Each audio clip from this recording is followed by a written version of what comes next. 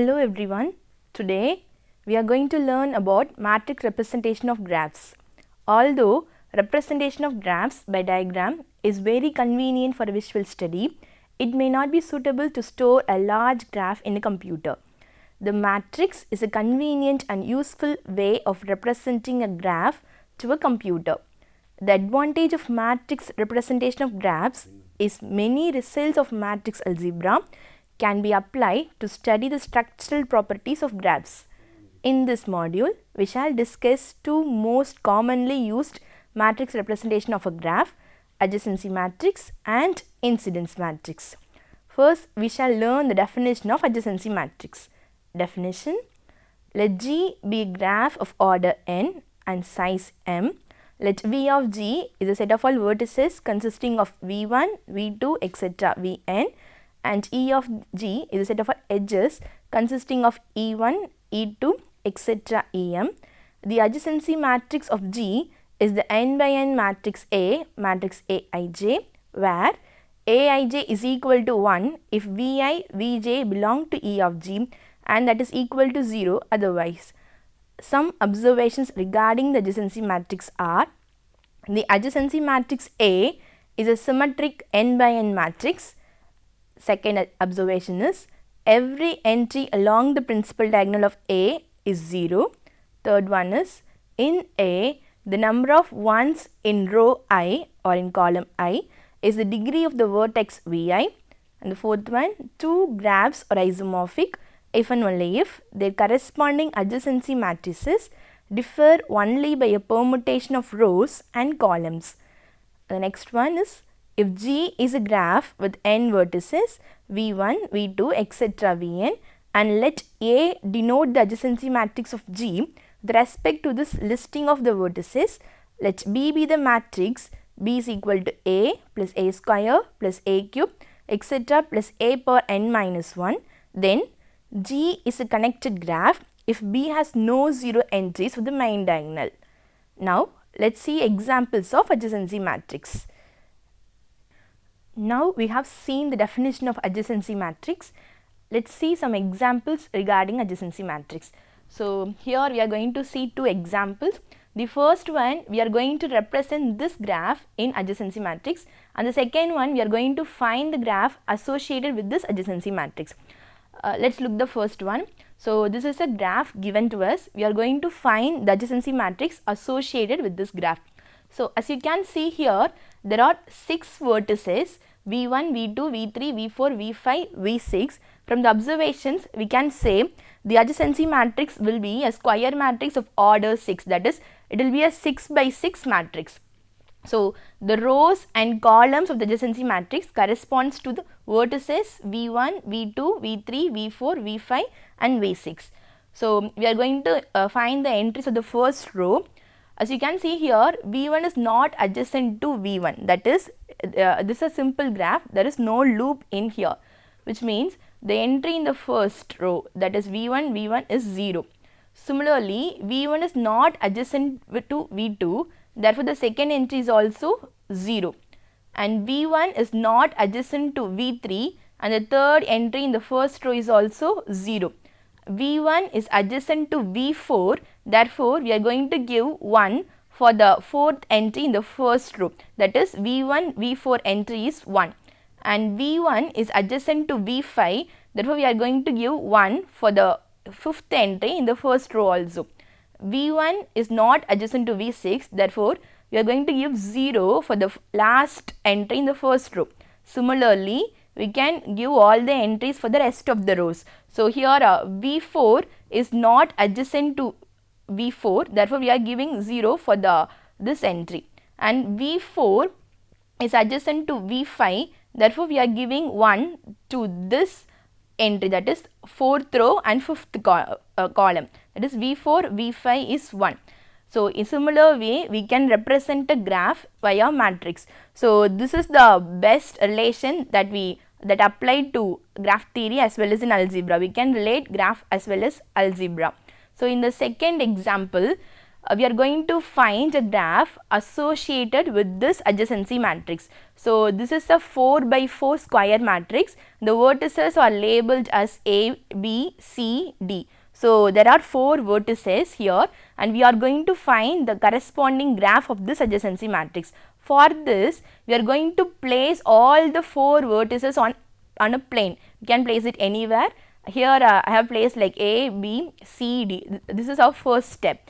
And for the second step, look at the first row here.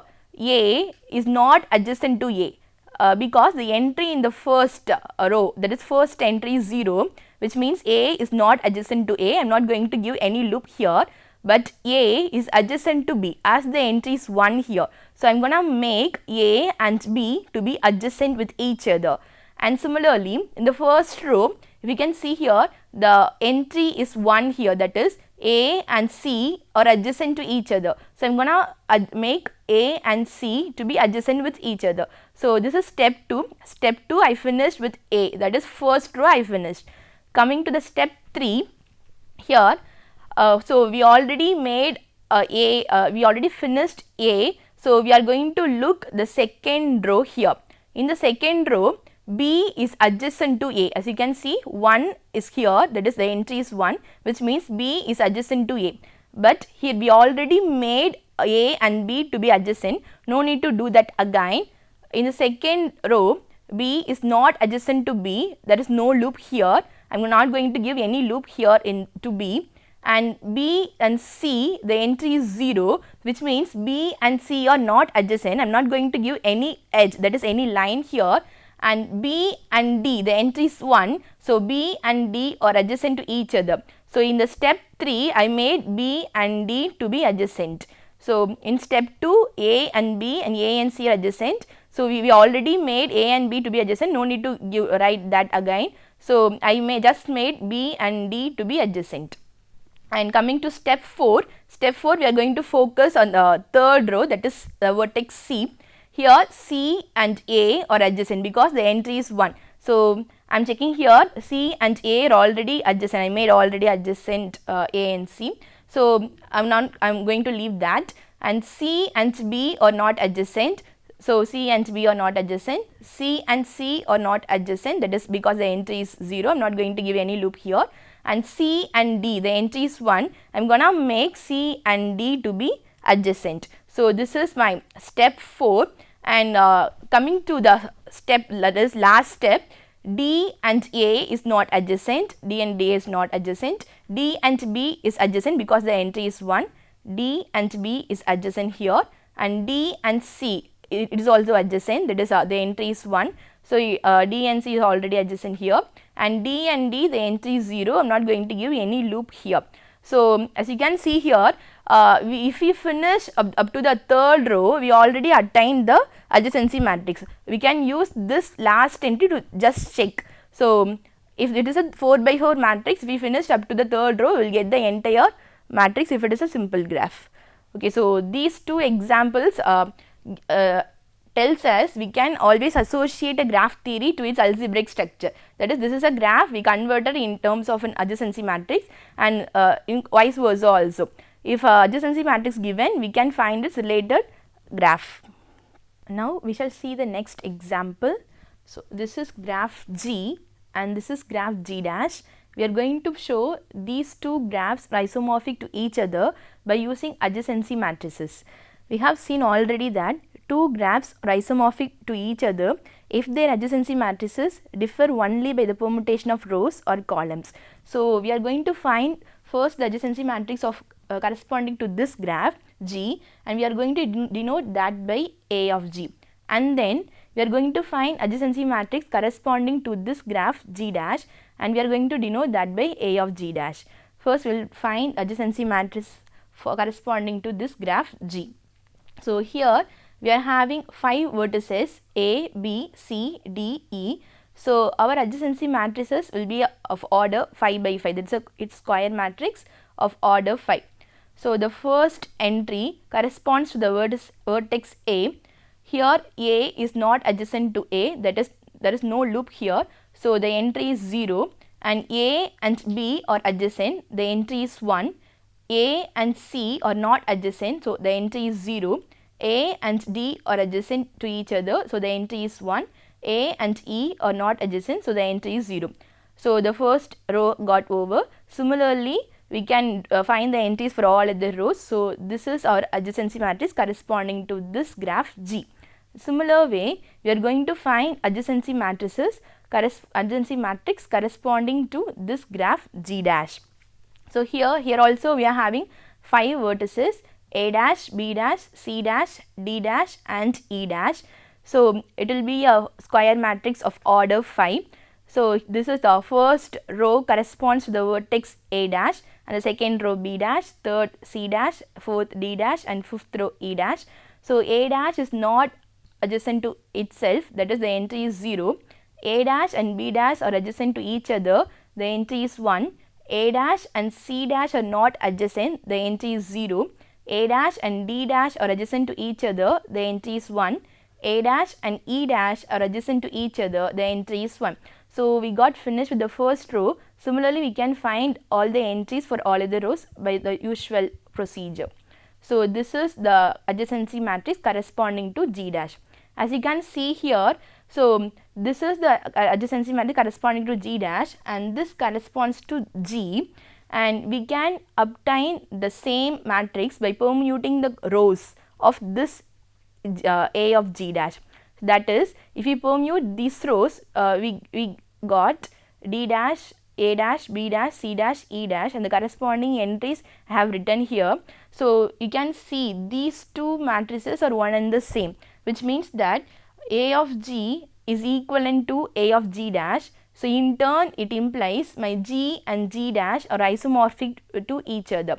So the isomorphism here is, we are defining a map from G to G dash, where f of A, this f of A I am mapping to D dash, that is f of A is equal to D dash, and similarly f B I am mapping to A dash, that is f of B is equal to A dash. C I am mapping to B dash, f of C is equal to B dash, and f of D is equal to C dash, f of E is equal to E dash. This is the corresponding isomorphism between G and G dash. So we have shown G and G dash are isomorphic to each other by using adjacency matrices. Now we will learn about incidence matrix. We shall see the definition first. Let G be a graph of order n and size m.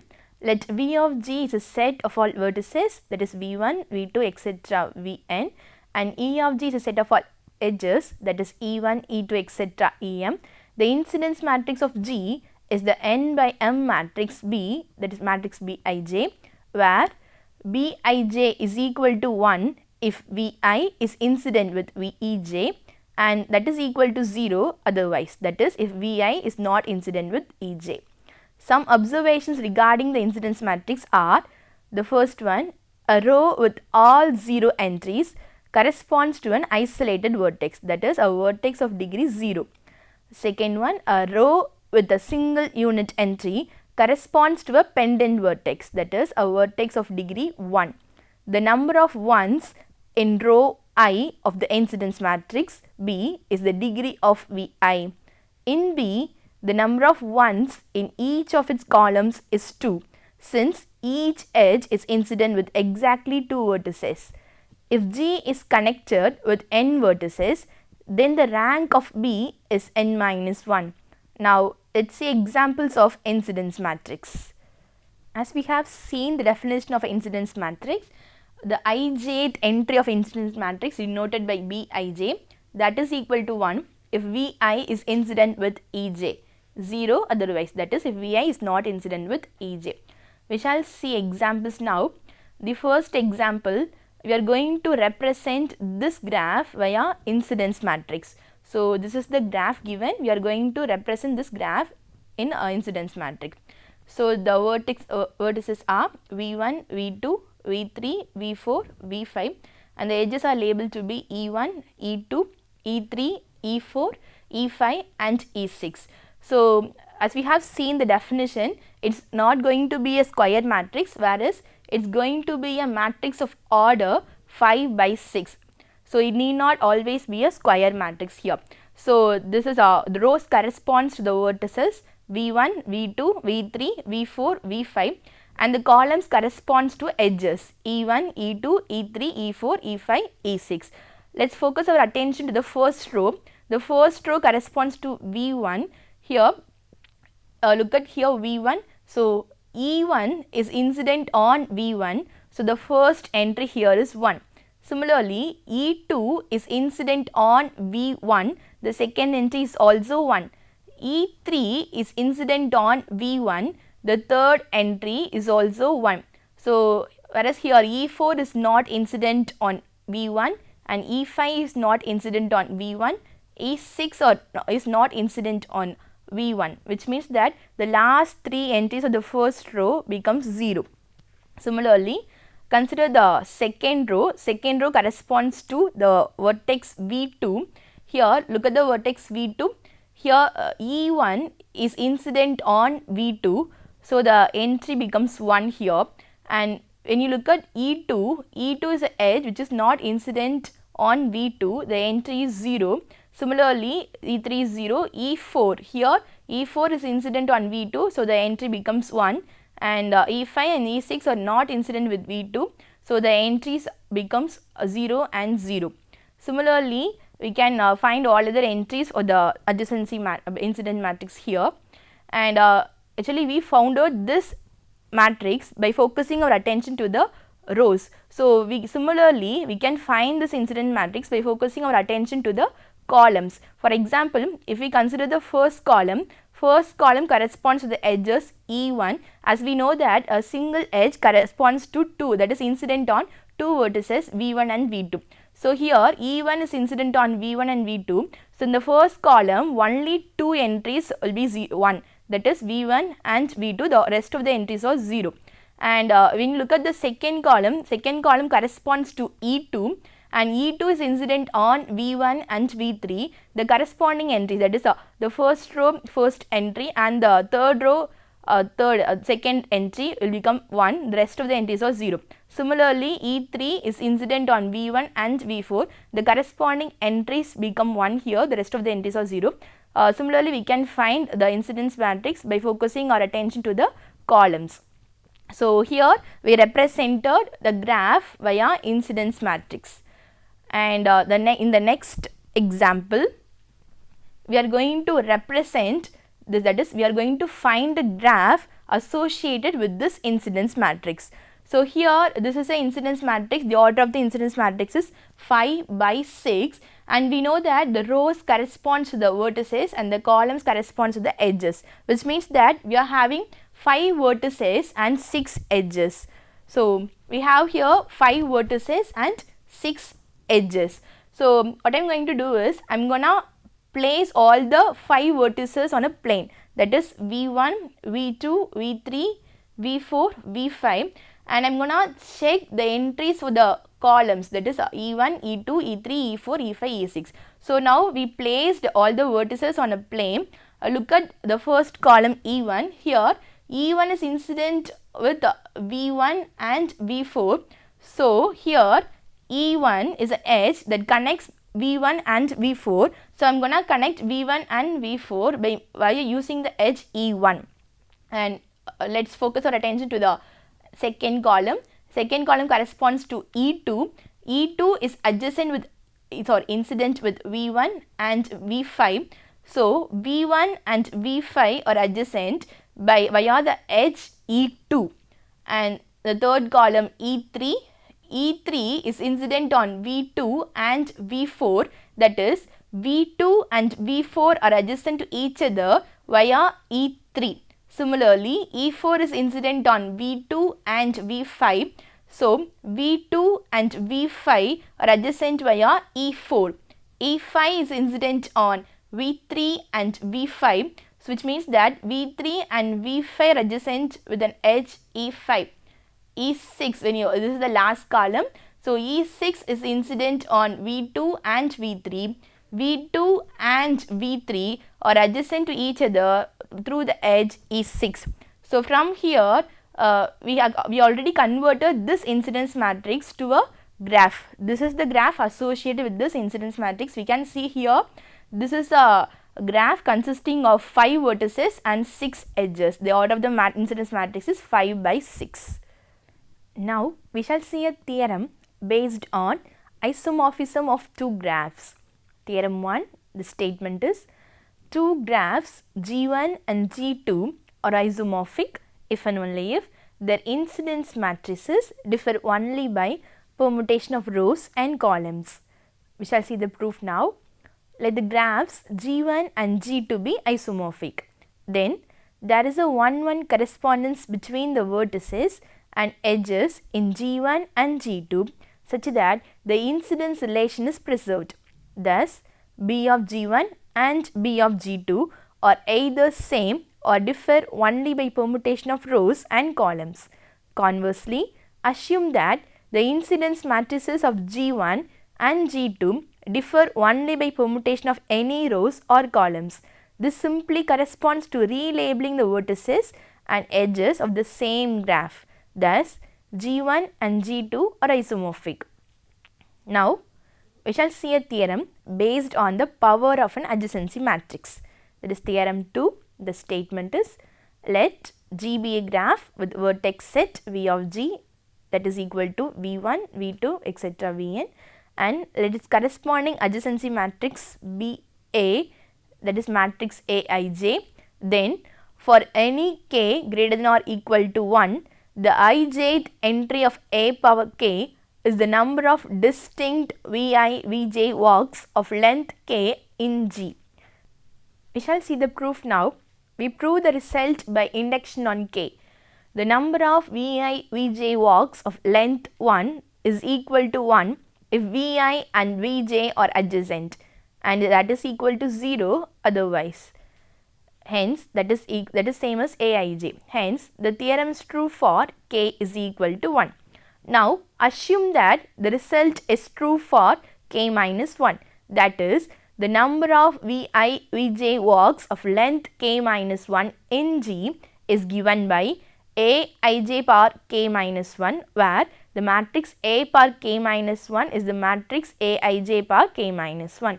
Now, A k minus 1 into A, that is product of the matrices A k minus 1 into A, is equal to the matrix Aij power k minus 1 multiplied by the matrix Aij. Hence, the ijth entry Aij power k in A power k is the product of ith row of A power k minus 1 and jth column of A, that is Aij power k is same as summation t varies from 1 to n Ait power k minus 1 into Aij. So, every Vi, Vj walk W of length k is produced by beginning with the Vi, Vt walk W dash of length k minus 1 followed by a vertex Vj which is adjacent to Vt.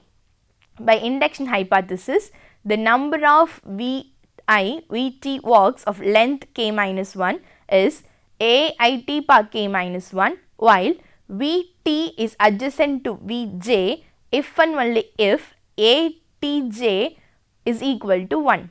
Hence, Aij power k gives the number of Vi, Vj walks of length k in G. Hence the theorem. The example for the theorem that we discussed now is given in the script. Please refer to that. Now, we shall see a straightforward corollary of theorem 2 regarding distance between vertices. Corollary: let G be a graph with the vertex set V of G is equal to set of all vertices V1, V2, etc. Vn, and let A be its corresponding adjacency matrix. If D of Vi, Vj is equal to x, then Aij power k is equal to 0 for 1 less than or equal to k less than x. Conclusion: in this module, we gave the interrelation between graph structure and algebraic structure. Specifically, we constructed matrices from the given graphs. Hope you all understood the concept of matrix representation of graphs and the use of it. Try to create many more examples and learn about the properties of matrix representation of graphs. Thank you.